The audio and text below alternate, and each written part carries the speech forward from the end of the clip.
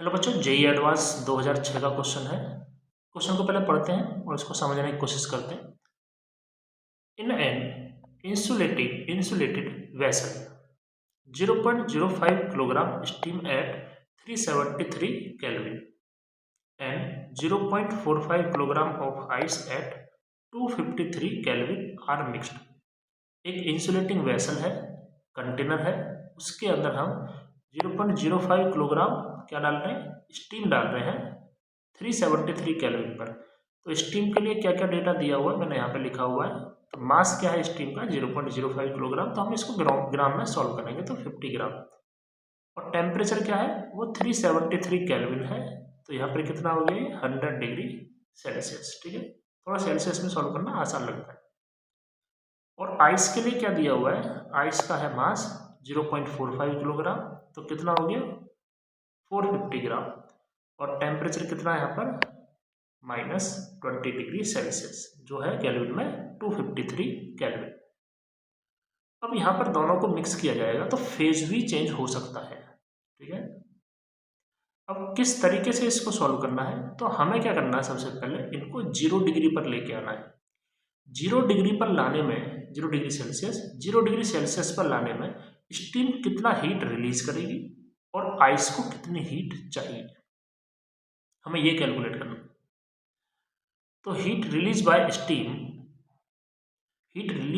Steam to convert it into 0 degree Celsius water. अब steam है 100 degree Celsius पे, उसको 0 डिग्री वाटर पे लेके आना है। तो पहले स्टीम कंडेंस होगी 100 डिग्री सेल्सियस से 100 पर ही कंडेंस होगी, तो उसका फेज चेंज होगा। और साथ साथ में 100 डिग्री सेल्सियस पे जब वाटर बन जाएगा, वो 100 डिग्री सेल्सियस वाला वाटर 0 डिग्री पर आने की कोशिश करेगा।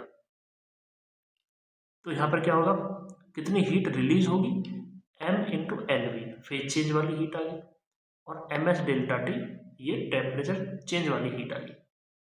मास क्या है स्टीम का 50 और 540 LV होता है। मास स्टीम जो वाटर बन चुका है 50 ग्राम, और SW यूज करेंगे क्योंकि 50 से पहले यहाँ पर क्या होगा, 100 डिग्री स्टीम से 100 डिग्री क्या बनेगा, वाटर बनेगा। उसके बाद ये जाएगा 0 डिग्री वाटर। ठीक है, तो यहाँ पर क्या है, डेल्टा टी कितना हो गया, 100 डिग्री से 0 डिग्री जा रहा है तो 100 आ गया। ठीक है, इसको सॉल्व करना है। तो सॉल्व करने के बाद हमें मिला 32,000 कैलोरी। अब यहाँ पे क्या है आगे, अब स्टीम तो 0 डिग्री पर आ चुकी है, अब आइस को भी हमें 0 डिग्री पर पहुंचाना है। तो क्या करना पड़ेगा, heat required to convert ice, जो कि है -20 डिग्री सेल्सियस पर, इसको कन्वर्ट करना है ice eight 0 degree Celsius, ice पे ही लेके जाना है। तो सिर्फ यहाँ पर टेम्परेचर चेंज हो रहा है, फेज चेंज के बारे में बात नहीं करेंगे। तो ms डेल्टा टी लिखेंगे, और जो s होगा वो आइस वाला होगा। तो m क्या है 450, आइस का जो s होता है वो 0.5 होता है कैलोरी पर ग्राम, और डेल्टा टी क्या है 20। तो यहाँ पे कितना आ गया 4500 कैलोरी। ठीक है, ये आ गया हमारे पास, इतनी हीट रिक्वायर्ड है। ठीक है, अब जैसे ही बॉक्स में हम स्टीम को भी डालेंगे और आइस को भी डालेंगे, तो कुछ हीट स्टीम से निकल के आइस के पास जाएगी। तो अभी कंटेनर में क्या क्या है, 50 ग्राम वाटर है। ठीक है, 0 डिग्री सेल्सियस पे, क्योंकि जो आइस है वो आइस जो है वो सॉरी ये हम उसकी बात कर रहे हैं स्टीम की। अभी क्या है, कंटेनर में हमने 0 डिग्री सेल्सियस पे वाटर बना दिया, तो 50 ग्राम वाटर है 0 डिग्री सेल्सियस पर, जो स्टीम कंडेंस होकर आई है। साथ में क्या होगा, 32,000 कैलोरी हीट होगी, क्योंकि जब स्टीम कंडेंस हुई होगी तो वो हीट भी तो रिलीज करेगी, और उसका टेम्परेचर भी चेंज हुआ है। साथ साथ में क्या है 450 gram ice eight 0 degree Celsius, जो 450 ग्राम आइस है उसको हमने कन्वर्ट कर दिया 0 डिग्री सेल्सियस पर। और यहाँ पर हीट रिक्वायर्ड मतलब माइनस में लिखना पड़ेगा, -4500 कैलोरी, इतनी हीट रिक्वायर्ड होगी उसको। बस इसको सॉल्व करना है।